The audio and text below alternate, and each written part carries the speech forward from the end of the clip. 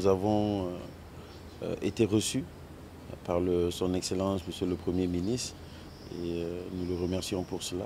Nous lui avons d'abord transmis les messages de salutations fraternelles de ses homologues ministres du Mali et du Niger. Et nous lui avons également expliqué pourquoi nous sommes ici, dans le cadre d'une activité liée à la jeunesse, surtout liée aux étudiants. Et dans ce cadre-là, nous sommes venus prendre ces instructions dans le cadre de l'activité et de façon globale dans le cadre de nos activités et de nos actions. Et je pense que nous avons été très bien servis. Le Premier ministre nous a donné des conseils pour dire qu'aujourd'hui, les plus hautes autorités comptent énormément sur la jeunesse et à plusieurs titres. Parce que c'est cette jeunesse aujourd'hui qui doit prendre le relais. C'est cette jeunesse qui doit d'abord supporter aujourd'hui, accompagner les grandes réformes, les grandes décisions qui sont prises par nos plus hautes autorités. Et que c'est sur cette jeunesse également qu'il faut travailler pour pouvoir aujourd'hui créer ce socle pour prendre le relais demain. Et ce socle, il est basé sur notre histoire, il est basé sur nos cultures. Et dans ce cadre-là, il était important de pouvoir marteler et expliquer à la jeunesse aujourd'hui d'où est-ce qu'elle vient. Pourquoi aujourd'hui nous en sommes là et qu'est-ce que nous attendons d'elle.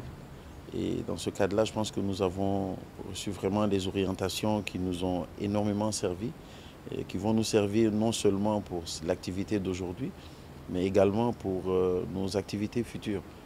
Et nous en sommes très fiers et ce qui nous a rappelé à quel point aujourd'hui cette jeunesse devrait prendre ses responsabilités.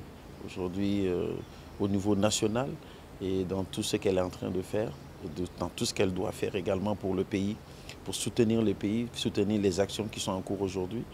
Et ce travail, c'est aussi de se reconstruire, de se reconstruire sur le plan mental aussi, parce que, vous savez, aujourd'hui, nous avons eu une influence depuis très longtemps, qui est une influence extérieure, qui sont venus dénaturer et déstructurer notre façon de réfléchir, notre façon d'agir. Et dans ce cadre-là, il est important de ramener les acteurs jeunes à leur source, de comprendre que tout ce qu'on nous a dit dans le passé sur nous-mêmes n'est pas forcément ce qui est réel et que c'est à nous de construire notre narratif aujourd'hui par rapport à l'évolution de notre nation, par rapport à ce que nous attendons de nos peuples et de notre jeunesse, mais de notre pays de façon globale. Et cela ne peut pas se faire si nous ne savons pas d'où est-ce que nous venons. C'est comme si vous voulez construire une maison. Si le soubassement n'est pas bon, la maison va s'écrouler.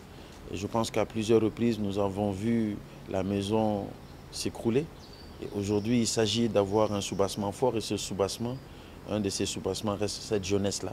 Cette jeunesse consciente, cette jeunesse engagée et cette jeunesse déterminée à pouvoir d'abord soutenir son pays, soutenir sa famille et se soutenir lui-même. Voilà, je pense que nous avons reçu ces orientations aujourd'hui et je pense que cela a été un message très clair pour nous. Et je pense que c'est également un carburant. Un carburant, c'est comme nous sommes les véhicules de la jeunesse et aujourd'hui le Premier ministre nous a mis un peu plus de carburant pour aller beaucoup plus loin et beaucoup plus vite et ensemble.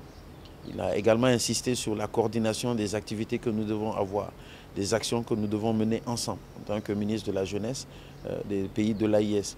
Cela est important parce que nous devons aller ensemble pour avoir non seulement les mêmes narratifs, mais avoir des actions coordonnées de notre jeunesse dans le cadre des grandes décisions qui sont prises aujourd'hui par les plus hautes autorités.